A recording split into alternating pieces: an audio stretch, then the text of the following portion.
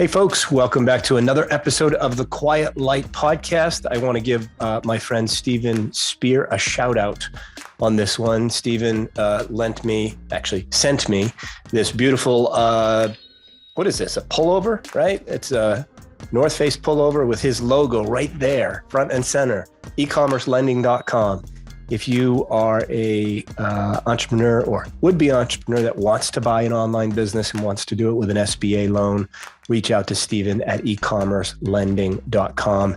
If you're a competitor of Quiet Lights and listening into this and you just need a really good connection with an e-commerce or an SBA lender, reach out to Steven Spear at e-commerce lending. He's a good guy and can help you with all of your financial woes if it's an SBA deal, and pretty soon beyond. So might be able to touch base with him regardless. All right, jump into the actual podcast and the actual guest of today's show. We've got Valon Xhafa with us. He's from Behamics, which is really cool software that's going to make your life easier. As you know, many of you that are entrepreneurs now or would-be entrepreneurs that are buying FBA businesses, you really need to jump off of FBA partially, right? FBA, half the world shops there on Amazon. So I think it's a great idea to be selling on Amazon. So if you're just on your own website or Shopify or whatever you want to call it, and you're not selling on Amazon, please do, because there's, 50% of the world's population buys there, at least the US population. But if you are mostly selling on Amazon and struggling on the Shopify side with cart abandonment, things of that nature, conversion rate, Behamics is the place to go to learn and improve your cart abandonment rate. I'm not going to pretend like I know much about it. You know me, folks. I ask lots of questions because I'm ignorant to most things. So, Valon, welcome to the Quiet Light podcast. Appreciate you being here. Joe, thanks for having me here. Tell us about Behamics and how you got started with building this software for the folks that are out there listening. Yeah, for sure. Behamics is an AI SaaS platform that reduces shopping cart abandonment in online stores without providing coupons or sending follow-up emails. These traditional means of reducing cart abandonments that you usually see online, right? You go online and when the brand or the shop knows that you're about to leave without buying, then they try to hook you up with a coupon, right? So like, hey, here's like 20% discount, please buy. If you still end up leaving without buying, then they will probably send you an email if they have your email saying like, hey, Joe, we see that you left 2 products in the cart. Here's maybe another discount. Please come back, right?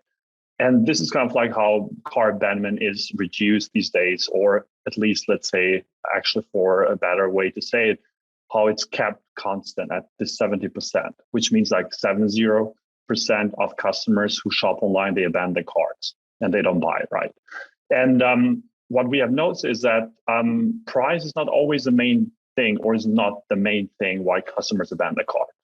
So there are a lot of factors why customers abandon the carts, and we've identified these reasons and factors, and that's why we decided to build Behamics. So as I said earlier, I'm the founder of Behamics, and I left Google like 3 years ago to start Behamics. I met my co-founder, who is a behavioral psychologist or a PhD in behavioral science for online stores. So there was like a great match in our backgrounds because I was an AI engineer and he was a PhD in behavioral science in ecom. So we both worked with customers and consumers, online shopping experiences and all that stuff. And then we pretty much quit our jobs very, very quickly. That was like over a weekend. We met over a weekend. We decided the next week that, hey, we should quit our jobs and get all in this. No kidding. We believe that you hadn't met him before and you just swapped ideas, loved the idea and said, the heck with it, let's go for it? Yeah, that's actually the story. I'm still amazed to this day because I got a lot of everyone pretty much in my social life. They were like not supportive of this because they said like, hey, you just met the person just over the weekend and you're like quitting. Yeah. What if he doesn't quit, right? What if he doesn't commit to the idea and all stuff, right? Yeah. But the thing is that it's like with the love in the first sight, that was kind of like love in the first sight in terms of like business partnership. Because in the past, I also had another startup where I had an exit and Google pretty much had invested the pre-seed money. and we had an exit, and I knew kind of like the relationship with co-founders. So as soon as I saw my co-founder, I thought, well, he's the one, right? And yeah, that's what we did. So we quit our jobs for next week. And my family freaked out pretty much, my friends and everyone else, right? So love at first sight from for a business partner. That's interesting. I haven't heard that approach before. I'm thinking of my dear business partner, Mark Doust. I've talked about him often. He's officially, the co-host of this Quiet Life podcast, but he hasn't hosted one for, I think, at least a year. Usually when he does, they're better, just to be clear. I thought Mark was incredible. Actually, he was helping me instead of helping himself when we first met. And that's the kind of guy I wanted to work with. So good for you for making that choice. Now, how long ago was this that you two decided to up and quit your jobs and become business partners? That was like 3.5 years ago. 3.5. That's pretty much. Yeah. So it's worked out pretty well so far. Yeah. I'm just amazed by the partnership with my co-founder and how things actually move forward. Yeah. One of the reasons why startups fail is because there are some issues within the co-founding team, so this is like a major issue. And in our case, it was completely open communication and honesty and like commitment. And that's why we were kind of like able to move very fast. And within 3 months, pretty much build our MVP, raise money, get customers, and pretty much scale, right? So it went pretty well and it's still going pretty well. Even the crazy part, by the way, it's not the love in the first sight story. It's more that we built the business pretty much in remote, and it was like pre-pandemic, so we didn't actually see each other in person, which means that we built a company, we raised money, we got the first client, and we still didn't meet in person. So the meeting that I had over the weekend, that was actually the first meeting and the last meeting in person till we raised the money. Wow. And everything was building remote. But again, we were like in contact all the time pretty much. So I was more in contact with him than with everyone else, including my parents and family and all stuff. So and you're originally from Kosovo. He's in Switzerland, but you live in the States in New York now, if I understand it correctly. Is that right? Exactly, yeah. And he still lives in Switzerland. In Zurich? Exactly, yeah. In Zurich, yeah. In Zurich. Good.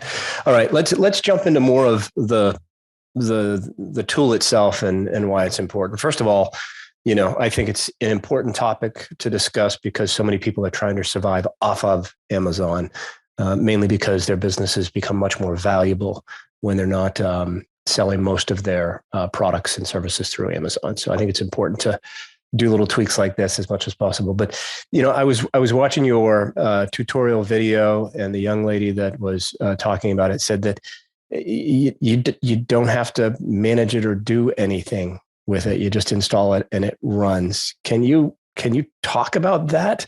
So the installation of the software and how it operates and how it's going to, work. Because I'm not a tech guy. So anytime there's, software involved, even just Klaviyo, like for the Expert's Playbook, I do a terrible job of sending emails out.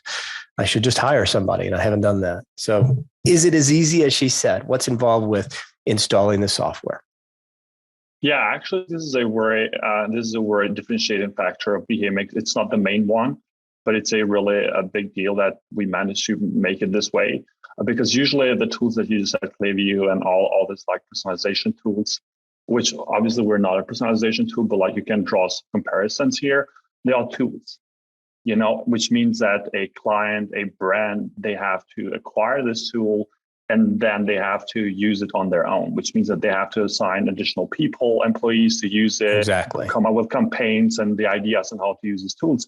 And still they cost a lot of money, which means that they don't guarantee you that you're going to have success. It's just a tool, right. So you have to build the end product yourself. In the case of Behamics is not a tool. Behamics is an engine, which means that it's an end-to-end solution. You install it, it comes with pre-built campaigns that we know that work because we have been testing these campaigns for like a long time. We know which why consumers they abandon the cart. So we know specifically where to tackle these issues and how to remove these frictions. So pretty much when you install Behamics, it's just like installing Google Analytics. If you're like in the online shopping business, you know how easy it is to install Google Analytics, right? It's just like a JavaScript snippet away. Yeah. And that's pretty much it. And this is not just for the installation part, but it's also for the usage of the Behamics. So pretty much you don't have to do anything here at all. Yeah. So let's go with the Google Analytics. And you're saying Behamics is an engine, I like the analogy. With Google Analytics, I install it, but then I have to learn how to run reports. I need to still do a lot of different things. Do I not have to do that with Behamics in order to understand my total cart abandonment rate, how many people decided to buy because of the Behamics messages that came up? Can I tell what kind of revenue is generated with Behamics? Can I do a split test and not have every customer see those messages and really see if it's working without being a tech guy? I don't have to hire somebody to do this, right? Yeah, that's actually the most important thing, that you don't have to assign technical resources to this. Even if you have like tech teams, you still don't have to use it or assign them, which means that as soon as you install Behamics through the JavaScript snippet, we provide you an access to our dashboard. And the dashboard is pretty much most of the time view only. It's not that you have to add something, or it's not that you have to change or maintain or whatsoever. And by view only means that you just go and see the KPIs or the dollar amounts we're generating for you additionally. So you can see the main KPIs like conversion rate, average order value.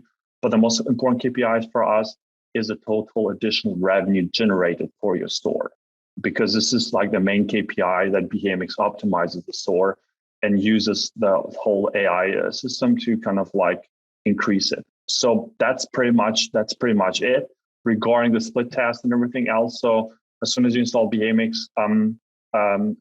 let's say a built-in A/B testing tool comes with Behamics through that single script that you just injected, and which means that your customers will be like divided into like control and a test automatically. You don't have to do anything else, and you will be able to see the results of A/B testing all the time, not just during the trial period. Because usually, here's the story: like when you buy a tool, or let's say some sort of service or third-party service, they usually do like a trial for a month or two, right? And then they just go with a flat fee based on that or something, you know?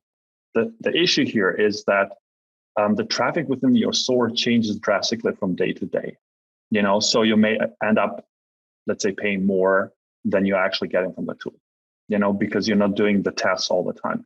Right. At Behamics, we always keep a control group intact, which means that always you will be able to go to the dashboard and see how much Behamics is making you every hour, every month, every day, pretty much. Okay. So at some point, if I don't want to do any split testing and just have it roll out site-wide to all visitors, I can do that as well. Exactly, right? So you can pretty much do it. Usually the way we do is like, if there is a trial, we go 50-50 during the trial.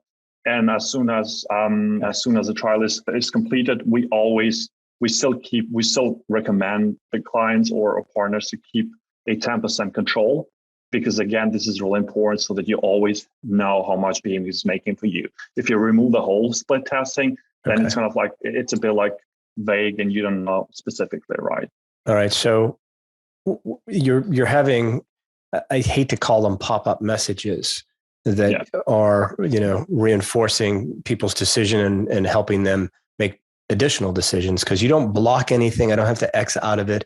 It just shows up on the screen in a very unobtrusive way and to be specific to the customer. That's the key differentiator. Well, one of them. The other is that people are just offering discounts and doing everything they can. Smart shoppers just abandon carts and wait for the email to come through with a discount coupon. So that's a key factor here. Let's talk about actual, you know, sort of case studies and examples. You know, a store that's doing $1 million in revenue on an annual basis, what would their typical cart abandonment rate be? It should be. It really depends on the store, what the store sells, pretty much, right? Yeah. So understood. But like if you take like an average. If you take like an average value, it should be around like 70%, like 70. 70% cart abandonment rate. Okay. Yeah. And when someone installs Behamics, what does that get reduced to? That number, 70%, can go up to like 55% pretty much, which means like down to 55. Exactly, right? So, And because, again, car abandonment is in correlation with revenue, you should see an increase in conversion rate up to like 15% pretty much. So these are like usually the numbers we see across different brands using Behamics these days. So an increase in conversion rate by up to 15%. Exactly. You just said. So it would go from 3% abandonment rate to, 3% conversion rate to 3.45 conversion rate or something like that. And that little bit can make a pretty big difference. Is that what you're talking about? This conversion rates are usually what, 2 or 3%? Yeah. No, actually, in terms of like the conversion rate, this can go even to up to like 4 or 5%, pretty much, you know. But and we're that's just like and that's what's being increased by 15%. Exactly. Yeah. I'm just doing math because I'm so good at math. I have a calculator up. No. So an extra 0.75%. I just want people doing the math and that are listening. So we've got, an extra 0.75%. How many? I guess it all depends upon the total number of visitors. But even if you just got 100,000 visitors every month, I say that's probably a lot. That's 7,500 conversions. That's obviously a very big number. Let's talk actual case studies instead of Joe doing his fuzzy math over here. Typical dollar amount for somebody, like give me some examples of what you're seeing people earn by simply subscribing and installing the engine of Behamics. Yeah, for sure. So we usually work with like clients from like small shops to like enterprise level accounts. And from small shops, you can definitely see like increase in revenue. As I said before, like the revenue process for really the main KPI here. You can usually see like increase in revenue up to like 2-3K additional dollars per month to like enterprise accounts that we have right now that they actually make like up to 10 million additional dollars per month. Mm-hmm. So this is kind of like the range that you can see here. And these are kind of like some of the case studies. And again, this is without providing coupons or sending emails or whatsoever. It's just a better communication with your consumer, your customers. And by communication, I mean like just nudging them as soon as they're about to make a bad decision or as soon as they are about to leave, and nudging them without using these kind of like intrusive pop-ups, right? Mm-hmm. So what is the cost of Behamics the same, whether it's that $2,000 the small enterprise business or the large one? The cost is the same. So Behamics is kind of like performance. So we do have like two different models of the pricing.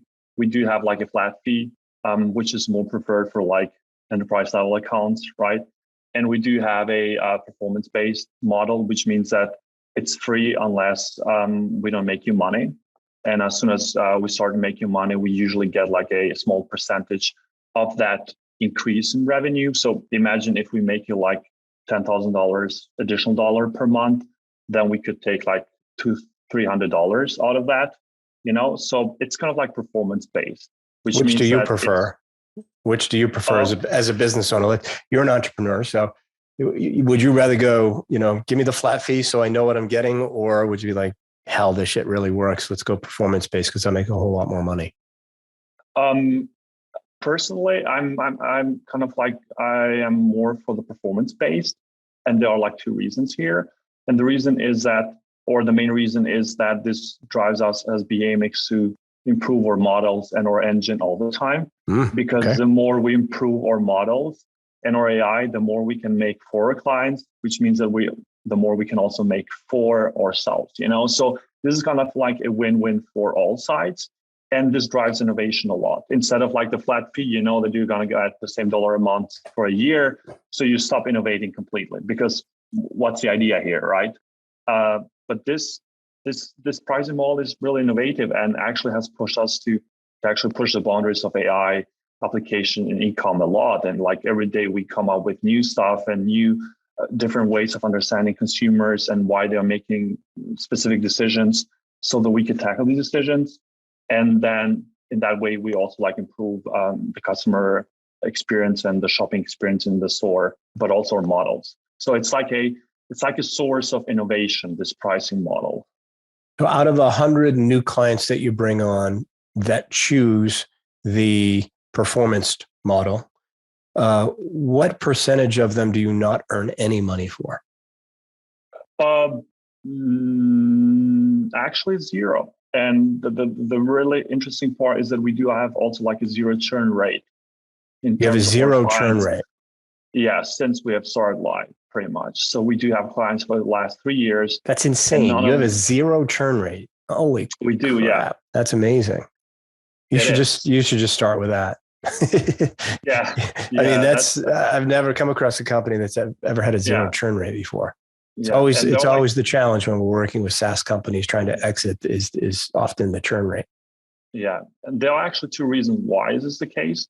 And the first is that the performance-based model, because you don't have to settle down and plan and do like this 1-year agreements and all stuff, right? Like it's month to month. Pretty much our clients can quit our contract or partnership like within a month, but no one actually did it, so the best way of keeping relationships up is not enforcing the relationships, and having a flat long-term fee or agreement is kind of like enforcing the relationship, So in this case, we say like, look, you have like, we do have like a month-to-month pretty much like payment. If you're not happy or you don't want to continue, you can just quit right away. But nobody quits. Nobody quits. And the other reason is that we're transparent. And this is also connected back to the control group that we keep all the time. Maybe you recall it in the A/B testing. Yeah. Which means that whenever your CFO or whoever makes a decision about using third-party tools want to just see how this is going or whether they have to cancel this partnership whatsoever, they can just go into a dashboard and see that Behamics made them money all the time, pretty much, So it's kind of an easy decision. How long would it take me if I don't have an e-commerce business, but if I did, how long would it take me to set this up? Install the engine, let's say. As long as much time as pretty much installing Google Analytics. So it's just like dropping the JavaScript. So literally less than 30 minutes, probably more like 10 minutes. Exactly right. So that's kind of like the way. And before that, we can also like provide you like without even installing Behamics, we provide you a full visibility on how Behamics would look like on your store without actually installing on your store, only through this like browser extension, right? You just install the browser and you can go to your store and see how Behamics looks like for you pretty much as an individual user, right? So that you have a better understanding how the, let's say, responsiveness is working of these different nudges, and how Behamics feels in your store, so that you don't have to go install it and then see how this looks like, right? So you pretty much have a feeling. Yeah. Is it primarily for e-commerce business owners, or can SaaS and content business owners use it as well if they're selling something? Obviously SaaS is, but a content business owner might be selling, links that they want people to click or ads that they want to click. It's not going to work for them necessarily. Is it for physical product owners? It's mostly kind of like for like products, mostly. But we're actually doing right now case studies with some not product related or service stores that sell service pretty much, or tickets, So we have actually seen that there we could also have great results. So pretty much in the future, we would see that could also be like a space or a vertical we could actually provide the service. But at this stage, is mostly like this whole streamlined process that we have built. It's mostly streamlined for the e-com in terms of like selling physical products. Okay. So you can install it in less than 10 minutes. But before you install it, you're actually going to show me how it looks on my website so that I can go, oh, that's great, or no, that's too intrusive. You'll also do a deal where it's not actually going to cost me anything unless you sell product for me and increase sales. And you've never had a customer leave. This is kind of a no-brainer all around. Why aren't you doing 100 million in revenue? Or are you? Here's the story. E-com is a very slow-moving process. So it's a what? Say that one more time. The e-commerce is like a very traditional space. Yeah. In a way that one of the main reasons why we're still having the same shopping experience as we had 20 years ago, which not a lot of change, is because it's a slow it's a slow moving market in terms of like innovation. So if you go to a specific store, you will rarely see AI applied on optimizing your user experience. And we were kind of like surprised when we started working, because the more we talk to brands and clients, the more we found out that there is like a huge lack of AI application in e-com. So we were like so surprised. The most advanced thing that you can actually usually see are these recommendations engines, right? That have been along in the market for like years now. But that's where pretty much the advancement of AI in e-com stops or ends. All right. And that's why, Yeah. Now, look, man, this is something that hopefully this podcast will get some people looking at it, talking about it, using it. I mean, obviously, you're doing well. You've been at it for 3.5 years now. It sounds incredibly impressive. I personally looked at it, folks. I do not have an e-commerce business. Yes, I've got the book website, but I just have people order on Amazon. So taking the easy route there. Really impressive. Valon, really, really impressive with what you've done here. How do people find you? How do people reach out to you? How do people test this out and give it a shot? They can definitely reach out on our landing page on our website, which is like behamics.com. Let me spell it out for folks. Because they can understand my broken English better than yours. Yeah, right. It's BEHAMICS.com. Did I get that right? Yeah. All right, good. Behamics.com, filling out the forms there. Anywhere else that they can reach out to you if they want to connect and chat or anything like that? They can also reach out to me like on LinkedIn, on my LinkedIn profile. They can just drop me a message and then we can pretty much chat. Okay. I'll put the LinkedIn connection, folks, in the show notes. You can find him VALON, and the last name is spelled XHAFA. If you want to search him, I've got the feeling you'd be the only one. Am I wrong? Is that right? You have competition for that name, or is that a unique one? For the first name, it's not a unicorn. It's very common actually. Yeah. In Albanian. But the last name, the combination first name and last name, I think there are only 2 people in the world. That's amazing. And one of them. So it's pretty unique, the combination. That's amazing. There's too many Joe Valleys in the world. So good for you. Good for you. I'm going to change my name, folks. That's it. I'm done. Yeah. Valon, great to have you here. Thanks for sharing your expertise and trying to revolutionize the e-commerce world and install some AI to help with cart abandonment in this particular case. Appreciate you coming on the show. Thanks a lot, Joe, for having me. It was a great discussion. Till next time. All right, man. Folks, thanks for sticking around, listening to another episode of the Quiet Light Podcast. Do me a big favor, if you wouldn't mind. I don't ask for it much, but go ahead and click the like button, whatever platform you're using. Follow, install, download, all of that stuff to improve our rankings and ratings. Much appreciated, folks. We'll see you next week.